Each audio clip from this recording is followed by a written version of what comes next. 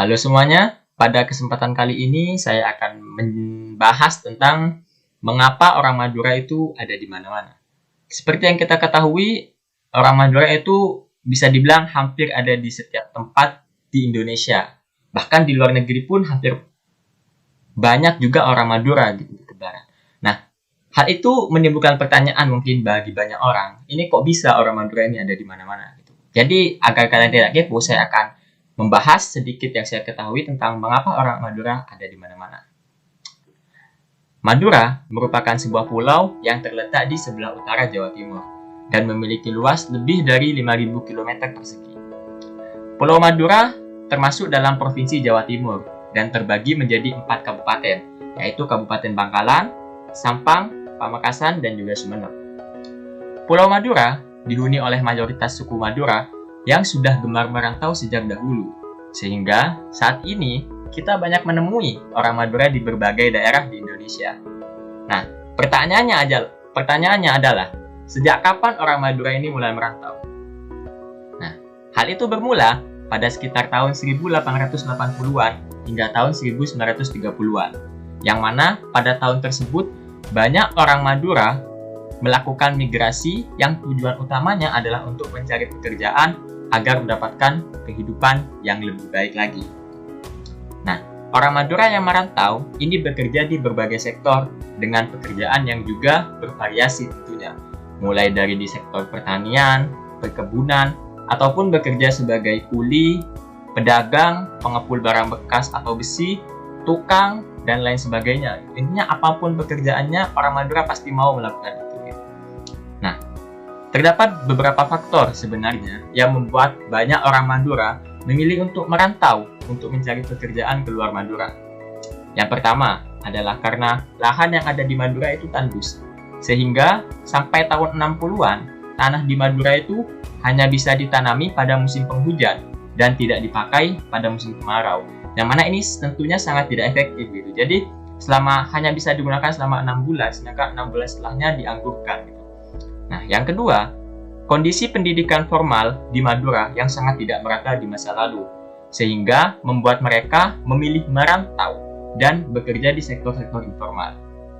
Nah, seperti pekerjaan yang sudah saya sebutkan sebelumnya, kayak pengepul barang bekas atau besi, kuli, pedagang, tukang, dan lain sebagainya, itu merupakan pekerjaan di sektor informal. Jadi tidak memerlukan keperluan yang pengetahuan yang luas gitu. Jadi hanya perlu keterampilan dan juga semangat juang intinya, gak malu juga gitu. Nah, orang Madura mau melakukan itu gitu, sehingga banyaklah orang Madura yang bekerja di sektor informal sebagai pedagang, pengepul barang bekas atau besi, tukang, dan lain sebagainya di berbagai tempat di Indonesia. Nah, yang ketiga adalah karena melihat kerabat, tetangga, atau teman yang sudah sukses terlebih dahulu di tanah perantauan saat tradisi toron. Nah, mungkin saya akan jelaskan sedikit. Tradisi toron ini sederhananya adalah pulang kampungnya orang Madura yang ada di tanah perantauan. Nah, orang Madura yang ada di tanah perantauan ini hampir pasti pulang kampung saat ada acara-acara besar, seperti Lebaran, Hari Raya Idul Fitri, seperti kemarin, terus Maulid Nabi, ataupun Hari Raya Idul Adha. Itu hampir pasti orang Madura yang merantau itu pulang ke Madura.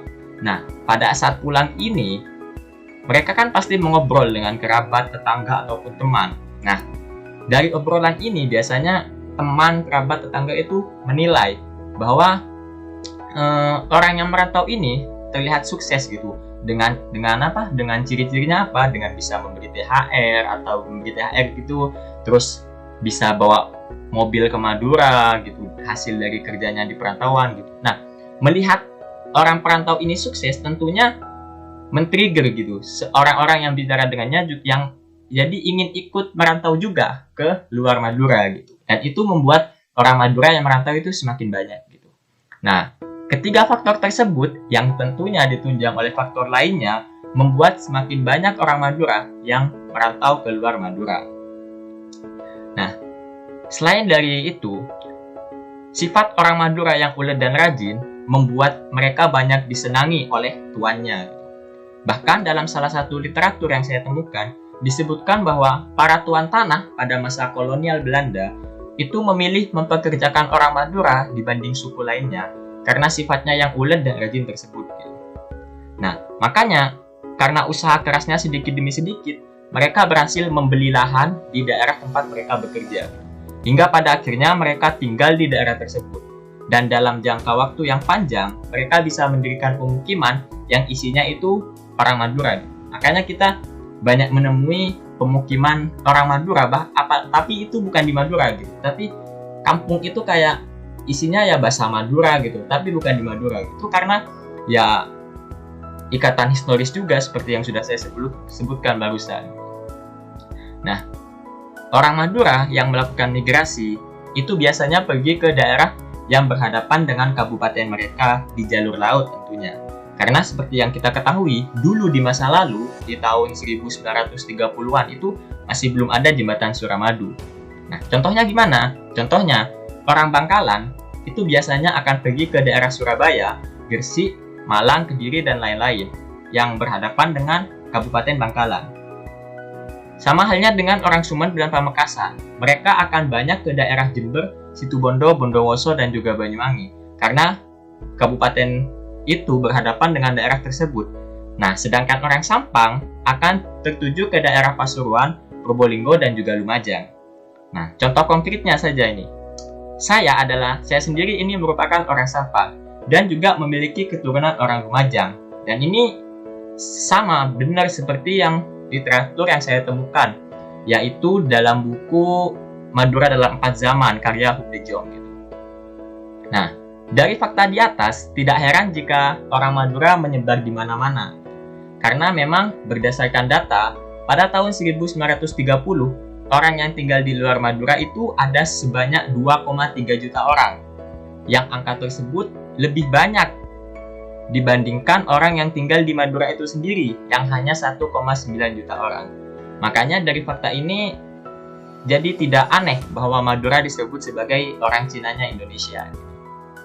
Nah, kesimpulannya adalah keturunan Madura, kebudayaan Madura, dan orang Madura yang banyak bertebaran di daerah yang sudah saya sebutkan sebelumnya adalah karena migrasi yang telah dilakukan oleh orang Madura sejak tahun 1880-an yang terus berkembang pesat setelahnya dengan tujuan untuk mencari pekerjaan. Terdapat 3 faktor yang membuat orang Madura memilih merantau. Yang pertama adalah karena lahan di Madura yang tandus, yang kedua pendidikan formal yang kurang merata, dan yang ketiga adalah kesuksesan teman atau kerabat di tanah perantauan. Gitu. Mungkin sekian penjelasan dari saya. Mohon maaf apabila ada kesalahan. Mungkin teman-teman ada yang ingin berkomentar,